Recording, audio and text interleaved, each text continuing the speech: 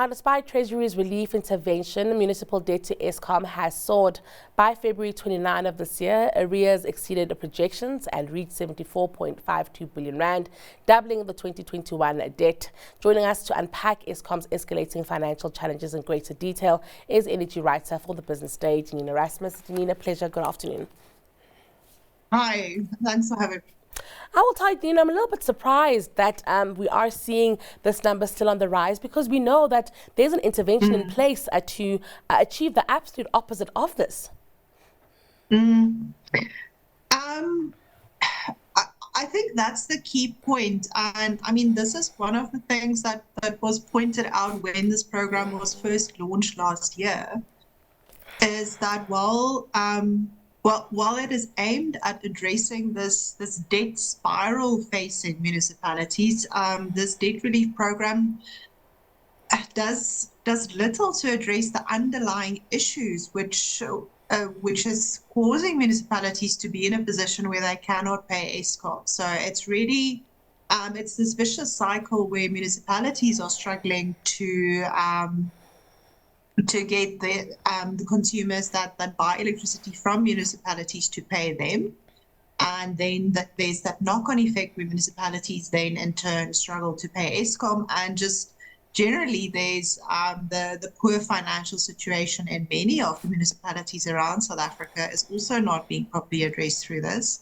So I think that's what explains that even though we have this intervention that is aimed at covering arrear debt that had accumulated up to the end of March 2023.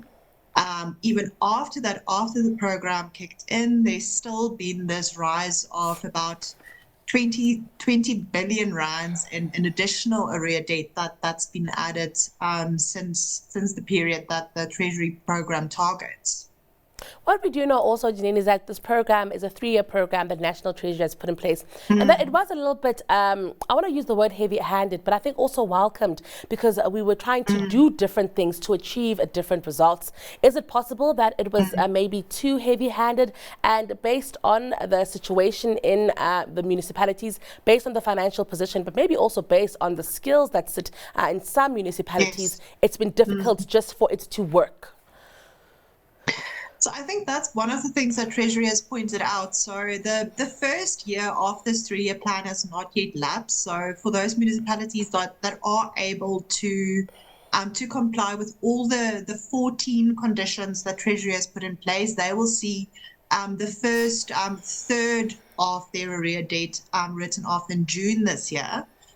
But according to the Treasury, more than half of the 71 municipalities that are now part of this debt relief program are struggling to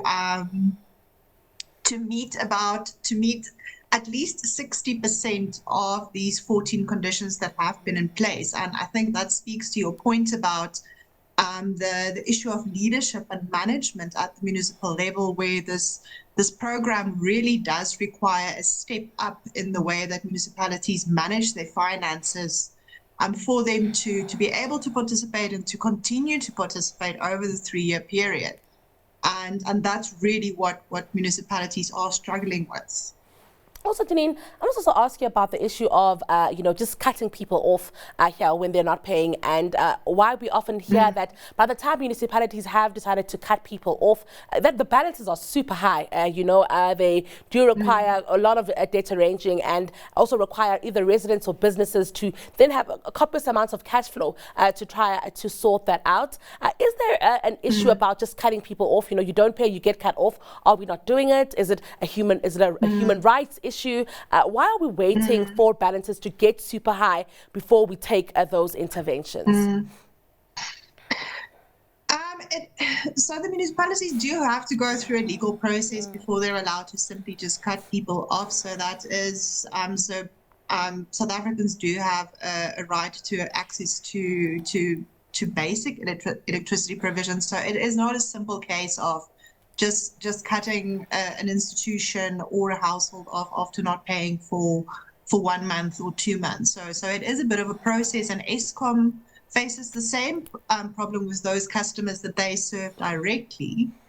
One of the ways in which this debt relief program is trying to address those difficulties is to, as part of the conditions set for municipalities, is that they have to progressively move to installing prepaid meters so that the issue of billing does not continue to escalate, where there's these massive bills that are just getting completely out of control, and to the point where it just becomes impossible sometimes to service them. And I think, Denene, before I let you go, and we must ask here, we have seen really steep increases in electricity tariffs over the last few years. Is it possible that electricity is also just too expensive for the average South African? We have seen these double-digit, very large electricity price increases, and definitely given our interest rates, the rate of inflation that we've seen, we know that South Africans are under immense financial pressure. That definitely adds to the difficulty they face in affording electricity.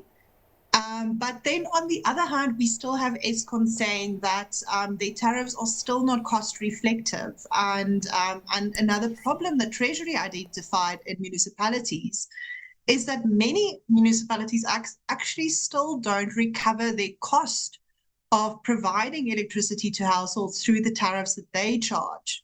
So it is an extremely difficult situation where we do have consumers who are struggling to pay, who are struggling to keep up with electricity price increases that far exceed inflation.